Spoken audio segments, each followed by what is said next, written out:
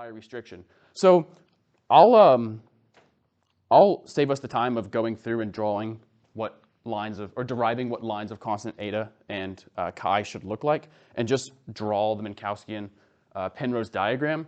It will end up looking something like this, where these are the bounds, the conformal bounds of our spacetime region. And if we want to draw lines of constant r, they'll run like this. And lines of constant t will run like this. And this is something you guys might recognize as half of a Penrose diamond. And the reason it's half is because I imposed this coordinate restriction here. And I guess I never mentioned the reason why I wanted to choose this coordinate restriction. And if it's because if I asked you to just draw a Minkowski space diagram like we started doing at the beginning of the semester, you might draw something that looks like this, which ranges x 0 to infinity and t ranging from negative infinity to infinity. So for the purpose of drawing a diagram that we're used to, I applied this restriction from 0 to pi instead of allowing the full range. So, I mean, it's pretty clear to see that if I allowed the full range, we would end up with a complete Penrose diamond. Let me fix these lines because they're not very good. So this is a causal diagram of a conformal treatment of Minkowskian spacetime. Well, my limited Minkowskian spacetime. So this represents all of Minkowski space shrunk down into a triangle, or I should say half of Minkowski space.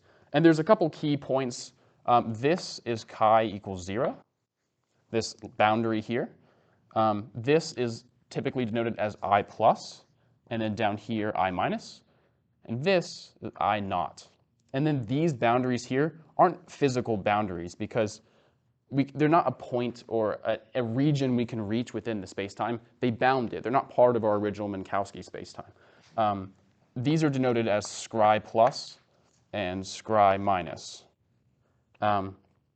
So I naught is infinite space. We can go from 0x all the way to infinite x. And if we stood still along some x-coordinate, just like we would in a Minkowski diagram, standing still corresponds to that. We just move upwards in time. So our time coordinate lines will always go from negative I and then converge back to positive I. So the reason we love this diagram is because we can do the same thing that we can do in the Kruskal extension.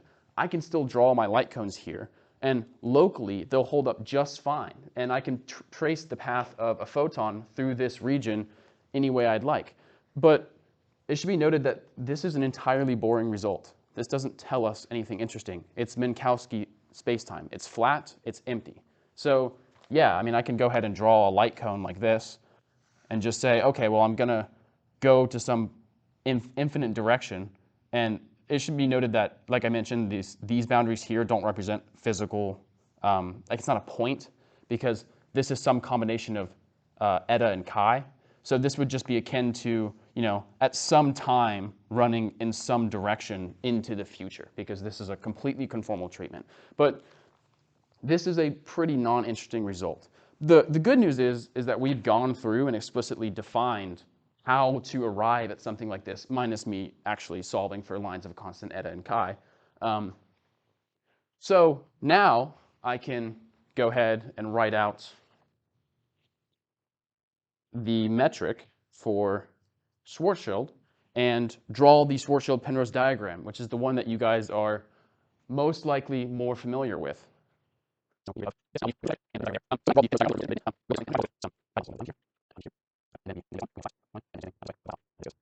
So this is the Penrose diagram that you guys are probably more familiar with. And we can go ahead and label the same sort of points will pop out at us. I naught is over here. I plus is over here. I minus. So this is where this would be the maximally extended single Penrose diamond that I drew in the dashed lines over there. So all of those same points still apply. If I want to do constant R lines, still is going to look something like this. And we'll have a similar thing going on for here and here. But by now you've probably already spotted where that Kruskal-like extension comes from. Running like this, these are the null coordinates, the same null coordinates that we did in our treatment of Minkowski. So the beauty of this diagram is we can separate it into the same regions 1, 2, 3, and 4. And it's a conformal treatment of the Schwarzschild metric now, which means we can still draw our light cones. So the null geodesics of this entire diagram just look like cross hatchings. And from the Kruskal extension, we also noted that this was R equals RS, and the singularity took on this shallow hyperbola up here at R equals 0. And the typical way these are drawn is it's denoted as just this line up top being R equals 0. But with the full extension, we still have regions 3 and 4 to deal with. And we touched on what regions 3 and 4 were in lecture. But I'd like to trace some paths of photons too. This is also a R equals 0 singularity. And I can also go ahead and label this as I plus and I minus and I naught over here, where these are our typical scry plus boundaries and scry minus boundaries, and the same over here. So something interesting going on. There's 2 I plus points, and 2 I minus points. And we should almost expect that the way we've drawn this diagram, because we've shown that the singularity gets stretched out to a line. We know in the Schwarzschild metric that we're not dealing with a spinning black hole. There's no Kerr metric stuff going on here. The singularity should be a point. So as a result of our coordinate transformation, it's drawn as a line. So it should make sense that this point and this point get separated out, and it's really, we can draw the same I plus and the same I minus down there. So interesting things happen when we consider paths of photons in this diagram.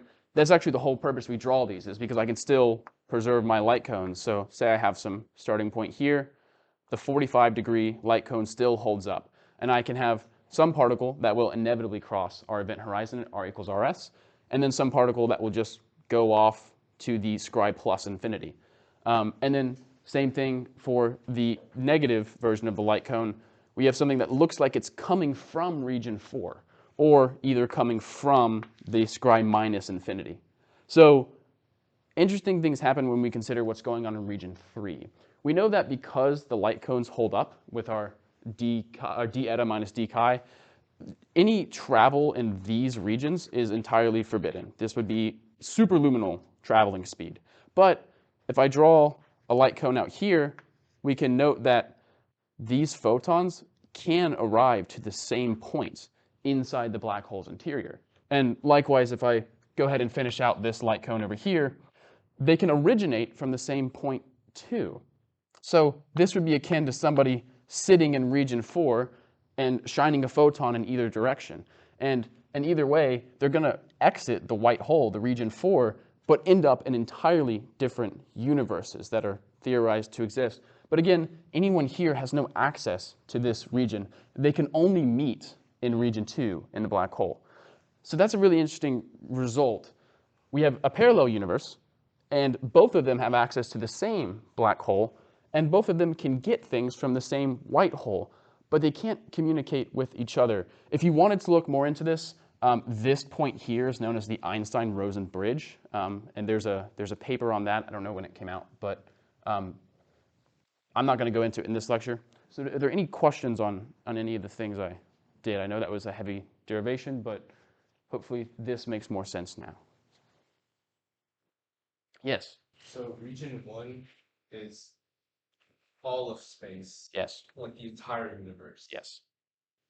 Okay, wait, this is assumed that there's only one black hole in the universe? Yeah, this is a pretty simplistic treatment. A non-astrophysical black hole, a theoretical Schwarzschild black hole. We didn't do anything in class with more than one black hole, and the Schwarzschild metric doesn't, I mean, it just accounts for a single one, and then we look at the singularity points at 2m and r equals 0. Yeah, so this is the entire universe shrunk down to a conformal treatment. So for me, one of the questions I wanted to answer was, okay, are we preserving physical meaning when we do all of these coordinate transformations and diagrams? Like, yes, it's nice that I have this conformal treatment, but does it actually mean anything when I try to put light cones in? And the answer I arrived on was loosely yes, because I can come and draw this conformal treatment and still put in light cones.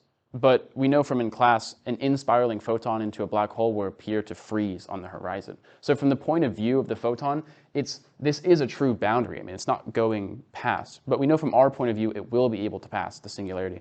I think if we recall the movies you made for us, we had the quick in-spiraling that got faster and faster, and we made an infinite number of revolutions and froze on the horizon. So from the point of view of the photon, it can't actually pass this.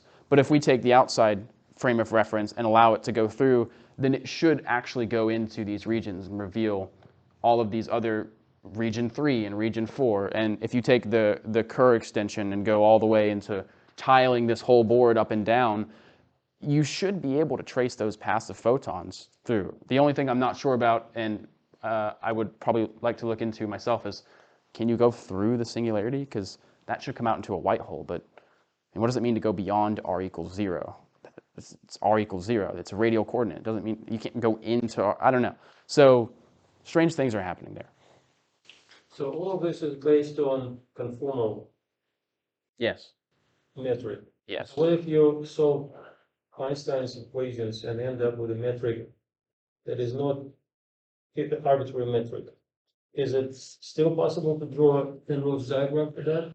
Well, I would imagine so, because we were intentional about the conformal treatment here. We lost our metrical meaning when we imposed a conformal treatment of it, and then had to regain that by doing another coordinate transformation back into a space-like and a time-like coordinate. So I don't see why you wouldn't be able to do a similar process for any arbitrary metric and take infinity and bring it down to something we can consider as a boundary.